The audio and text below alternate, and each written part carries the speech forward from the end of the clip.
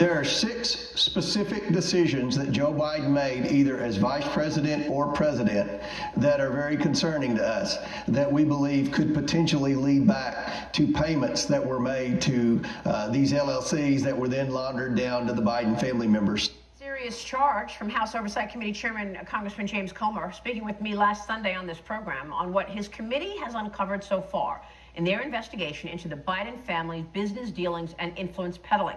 On Wednesday, attorneys for Hunter Biden met with officials from the Justice Department amid an ongoing criminal investigation that began in 2018 into the first son's taxes and a purchase of a gun.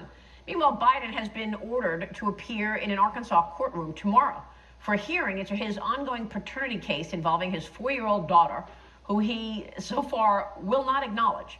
Joining me right now with more on all of this is Wisconsin Republican Senator Ron Johnson. He was first in investigating the Biden family business deals in the Senate, along with Senator Chuck Grassley back in 2018. Senator, it's great to see you. Thanks very much for being here this morning. Good morning, Maria. Your investigation into Hunter Biden and his business dealings began when? Because I want to get into the Anthony Blinken situation now that we heard from John Ratcliffe. Right. But your investigation began when? 2018 or even earlier than that? Really focusing on the Bidens, probably the tail end of 2019 and then into 2020, where, of course, we had the pandemic outbreak, so that didn't make things easier. You know, quite honestly, I didn't have the full support of my committee or the conference to subpoena the Bidens. They thought it was too political. Right. So, you know, they were professing their innocence. So we invited all of them to come in and testify to proclaim their innocence. What is interesting, Maria, and here's a little news for you. Anthony Blinken finally did come in and sit down for a voluntary transcribed interview in December of 2020 because he wanted to be Secretary of State. And now because of more information that's come out, we know that he lied bold-faced to Congress about never emailing Hunter Biden. My guess is he told a bunch of other lies that hopefully we'll be able to bring him and his wife back in, tell them to preserve their records. You cannot trust Joe Biden. You cannot trust Hunter Biden. You can't trust the Biden family. You can't trust so many of the people that they have surrounded themselves with. I mean, these made men. I basically agree with that statement. Yeah, I mean, that was it is. Here's the problem, Maria. What do you do when you have, in effect, co-conspirators of the Biden family inside the agencies, inside our intelligence agencies, the Department of Justice, the FBI, and you have the political party, the Democrats, who couldn't care less, have no interest whatsoever in the corruption that is being uncovered bit by bit as we pull back the layers of the onion here, as we peel them back. So just to be clear, you just said you believe Anthony Blinken lied to you under oath. Yes, he did. He said he did not email Hunter Biden, and now we have those emails. We also know that his wife, using her private email address when she was a employee of the State Department, was basically a conduit between her husband and Hunter Biden as well. So again, I think there's so much more to uncover here. There's so much more investigation. He needs to be subpoenaed. I don't have that subpoena power. He ought to come in just voluntarily if he wants to proclaim his innocence. I doubt he'll do that, but he must and she must preserve their records, their personal emails. We need to get to the bottom of this. We need to show how corrupt these individuals are. Well, I'm wondering where this stands in terms of James Comer's investigation in the House. You just told us that Anthony Blinken committed a felony lying under oath to the Senate. Well, hopefully that James Comer does have those subpoenas. We're working with those folks as well. So we'll turn over, certainly our transcript. We'll make that public next week. And, again, there's a lot of truth that has to be uncovered here yet that's being covered up by the deep state. Let's face it, the deep state knows what it did. These co-conspirators inside the agencies, they know exactly what they did. They don't give up their secrets very easily. They know how to hide things. They know how to slow roll everybody. And that is why this keeps happening and people do not trust any of these federal agencies. The media has also just taken the word from these agencies and run with it, and all of this goes viral, and it ultimately misleads the American people. We learned that through the Twitter files. Well, here's another example. So Eric Schwer, a business associate of Hunter Biden, emails him in early 2017, says, hey, Hunter, you didn't report $400,000 of your Burisma income.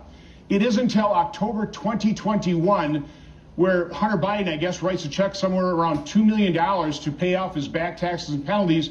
That $2 million came as a loan from his West Coast attorney, who now we know is the managing director of the business that held Hunter's 10% stake in BHR Partners, which he said he divested himself of. So again, we don't know what these folks are doing. I mean, it is sleazy, it is corrupt, they're dishonest, and unfortunately, the media is complicit. They're co-conspirators right along with the rest of the folks. Well, it's really amazing to me that we keep seeing this happen, given the enormous threat that is communist China. I mean, Joe Biden walked into the White House, and the first thing he does is he makes it harder for Congress to access the suspicious activity reports.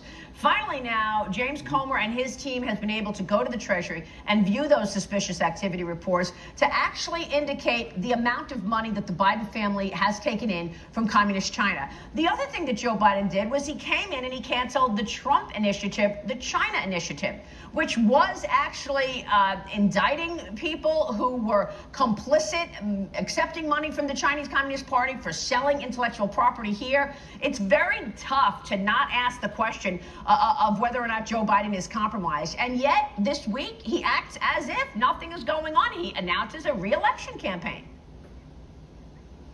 Well, Maria, Senator Grassley and I had those records through 2019, okay? And we laid out the vast web of financial transactions. We showed millions of dollars. What James Comer is able to do is he's getting new records from 2020 and forward. So the Bidens, think of this, the Bidens knew they were under investigation by the Justice Department and by Congress in 2019, and yet they continued their grifts. And more Biden family members took part of the grifts. That's how brazen they were. That's how confident they were that their co-conspirators inside the agencies, inside the media, would continue to cover up for them, not cover these stories like they didn't cover Senator Grassley's and my report of September 2020. If they had covered that, if they had covered the laptop, Joe Biden would not be president, and our country wouldn't be down this path of destruction that his administration's put us on. Well, I mean, the policies speak for themselves. They are having a negative impact on American families, and American families are reacting, saying we don't approve of the way he's handling the economy. We don't want him to run again.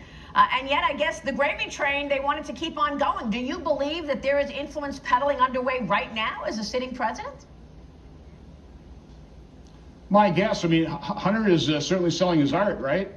Again, they haven't come clean. They haven't been honest. The media hasn't held them into account. And now Joe Biden wants to finish the job. What? What job? Destroying America? Because that's what path he's put this country on. It is scandalous. This is a sleazy family. They're a corrupt family. They need to be held accountable. What's your take on Susan Rice deciding to leave the White House the day before Joe Biden announces his re-election campaign? Why would she step down the day before he announces his re-election campaign? I don't have any greater insight. I think, as Senator Cruz said, it just might be rats fleeing the ship. Yeah. Well, we'll see, because you would think that he would want the support of the Democrat Party. She is an Obama confidant for sure. So we're going to be watching that story. Senator, you said you're going to release that information next week on Anthony Blinken and him lying to you. What else should we look forward to in terms of your investigation and making those things public? When? Well, again, we'll make those transcripts of his interview with us public so people can see exactly how he lied to Congress. And again, we will request interviews. You know, we'll certainly send them a letter to preserve their records, their personal emails, their personal texts. We want to find out exactly what they were doing with Hunter Biden in 2015 and 2016. Remember, Hunter joined the board in 2014. Anthony Blinken became Deputy Secretary of State at the tail end of 2014. Well, I think he was confirmed in 2015. Wow. He knew all of this stuff. Right. He denied knowing any of it. Senator, and he obviously was aware of this. Yeah, we will keep watching it. Thanks very much. Great to see you this morning, Senator. Thank you. Have a good day. All right, Ron Johnson in Wisconsin.